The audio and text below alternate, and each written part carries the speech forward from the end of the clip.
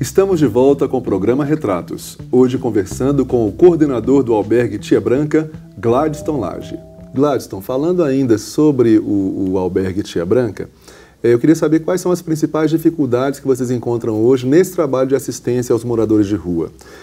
Você acha que a sociedade compreende a importância desse trabalho ou ela ainda tem um olhar preconceituoso em relação a essa questão? E se isso for verdade, o que você acha que pode ser feito para minimizar essa questão, essa situação? Para não ser injusto, primeiramente, a ressalva de que eu vou generalizar questões que naturalmente têm diferenças nos olhares das pessoas. Certo. Nesse sentido de generalização, o que mais nos preocupa, e que talvez seja o maior quantitativo, é do preconceito. Porque, então ele existe ainda mesmo. Porque a dificuldade em relação a entender o trabalho que cientificamente é feito ali, às vezes só é melhor esclarecida quando as pessoas visitam e conhecem o interior do trabalho, ou perguntam aquela teoria do Oriente, né, do copo cheio. Se o copo está cheio, não entra nada. Sim. As pessoas precisam se esvaziar para ver e para ouvir o trabalho que é realizado e a razão de ser dele. É verdade. Então isso é fundamental. Então as dificuldades, a meu ver, são a ideológica, do que se pensa que é o usuário, do que se pensa que é o trabalho.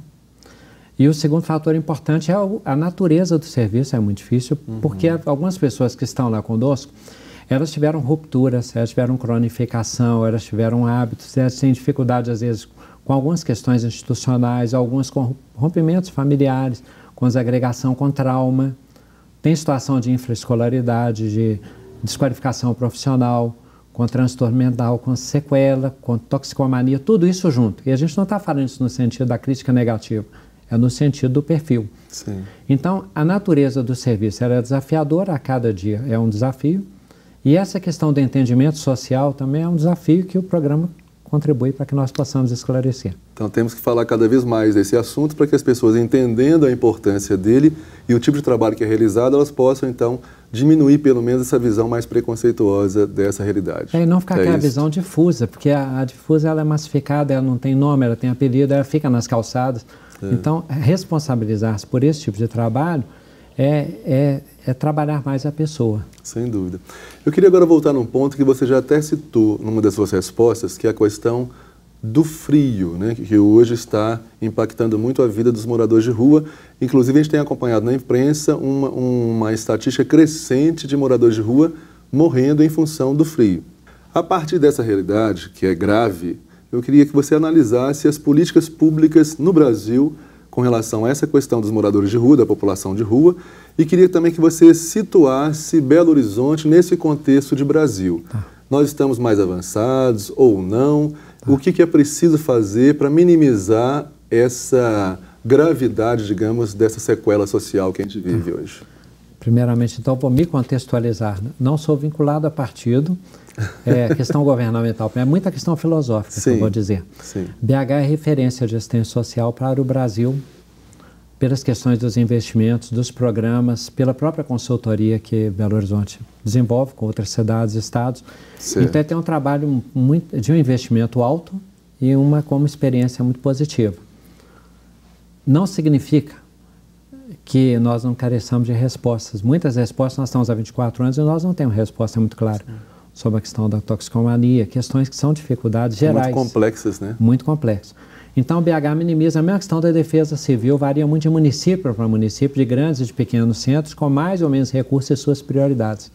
Belo Horizonte investe interessantemente nesse sentido, assim como defesa civil evita a situação de falecimento por área de risco, acontecem com a população de rua. Semana que vem nós teremos uma reunião chamada por secretariado, com as instituições que atendem, para que se flexibilize os critérios. Isso acontece em frio e chuva. Só que tem outro detalhe.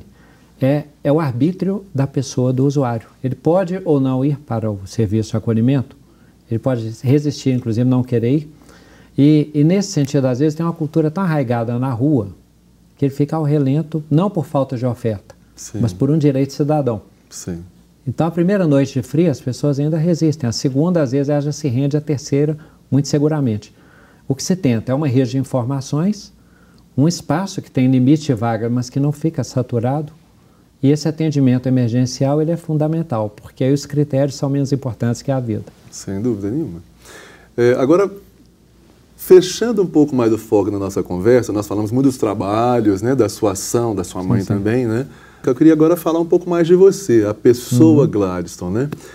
Você é belo-horizontino, Sim, né? sim. Nascido e nasceu e viveu aqui, né, sua vida Isso. inteira. Mas eu queria que você falasse um pouco da sua infância, né, dos seus primeiros anos, da sua relação com seus pais. Que lembranças, quando a gente fala da infância, que lembranças mais, digamos, afetivas ou mais significativas te vêm à memória?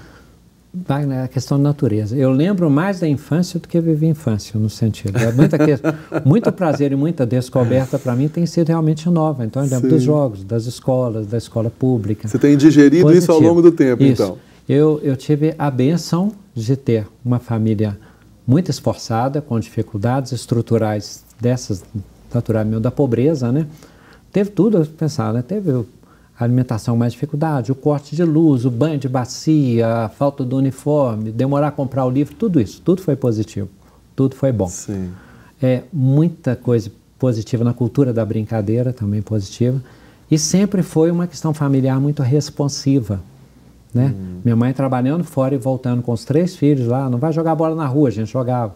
Não sobe no telhado para soltar papagaio, a gente soltava papagaio. Meu pai com um exemplo de gráfico. Então foi essa coisa, foi esse jogo de viver, de conviver muito gostoso. Sim. Uma tensão negociada.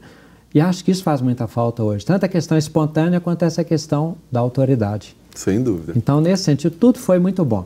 E os exemplos que eu tive de mãe, de pai, foram ótimos.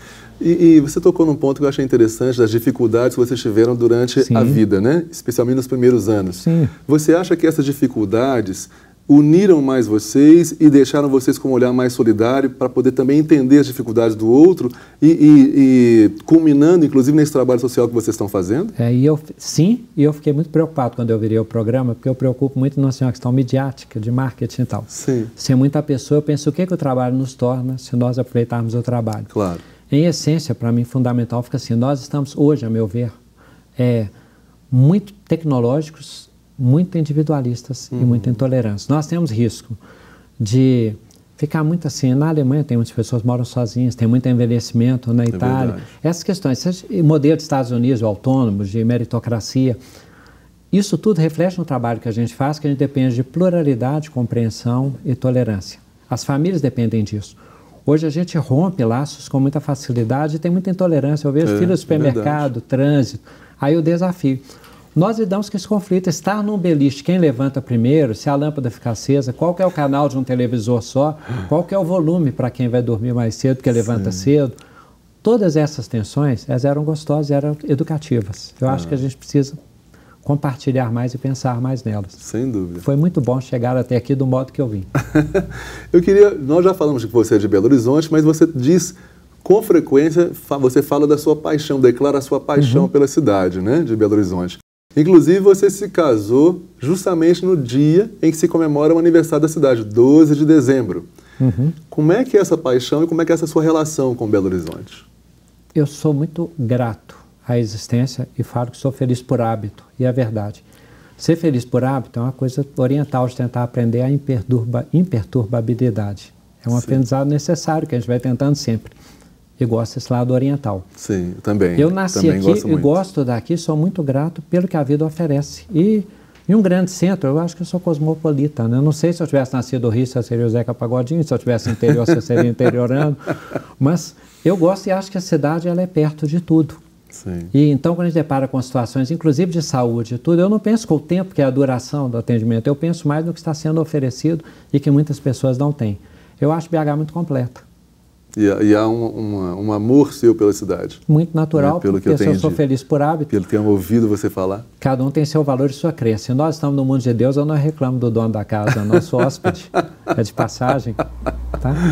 Meu querido, nós estamos chegando ao final do programa. Eu queria fazer uma última pergunta, né? Nós falamos muito sobre essas ações todas sociais que você e sua mãe, né, estiveram sempre à frente, né, esse olhar generoso para com as pessoas, para com as dificuldades do outro, essa tentativa de minimizar, né, essas desigualdades sociais que nós vivenciamos, não só no Brasil, mas em todo o mundo. Qual seria o legado que você gostaria de deixar com o seu trabalho e o trabalho da sua mãe para futuras gerações? Eu queria deixar uma mensagem familiar para dar um toque mais familiar para o programa. Claro. Meu pai hoje ele está hospitalizado, faz uns dias. Para mim ele está muito saudável, porque a vida dele é muito bonita, é muito alegre. Ele tem 87 anos. Olha. E sempre cantou e sempre foi bem-humorado. Que maravilha. Então é tudo muito certo. E você me disse também que é a primeira vez que ele vai para primeira internação. Internação dele com 87 anos então, é uma dádiva. E ele está belíssimo e tal. Minha mãe, se você pensa, fez o trabalho, então vai correr tudo bem e ela vai falecer dormindo. Ao final ela ficou doente, chegou a ficar cadeirante. Tá? E eu comento com o pessoal que teve um momento da mãe, que foi maravilhoso, não conhecia o anterior, naturalmente, né? Depois teve um momento em que ela teve filantropia, que foi conhecido como Tia Branca, e depois teve testemunho pessoal, quando ficou mais tratando e cadeirante. Eu entendi por que às vezes você planta uma árvore, espera mais de 70 anos para ter as melhores flores e os melhores frutos. Minha mãe ficou muito mais linda quando ficou cadeirante do que nas fases que ela ficou com fama de filantropia. E eu acho que esse olhar também a gente tem que ter, porque é ser filhos pais dos pais filhos. Nós precisamos pensar nisso. Ok. Tá? Querido, muito obrigado pela sua presença, pelos seus ensinamentos também, pela sua experiência de vida, pela sua solidariedade, né, pelo seu olhar amoroso, da sua mãe, da sua família, né, para com as pessoas, porque nós precisamos de mais e cada vez mais disso no mundo em que nós vivemos. Né? Muito mais amor, muito mais generosidade, um olhar mais horizontal, né, para o outro, e você está trazendo tudo isso para a gente. Eu espero que a gente possa compartilhar e multiplicar essas posições e essas ações pelo mundo afora. Né? É a construção coletiva e quem afinou participa. Isso. Muito obrigado, tá? Muito obrigado. Grato. O programa Retratos de hoje chegou ao fim, mas se você quiser sugerir entrevistados ou enviar comentários, entre em contato com a gente pelo e-mail retratos@tvhorizonte.com.br. Curta também a nossa página no Facebook. Nela, você pode acompanhar notícias, sorteios e fotos dos nossos convidados. Semana que vem, nós temos mais um encontro marcado aqui pela TV Horizonte. E eu espero você, hein? Grande abraço!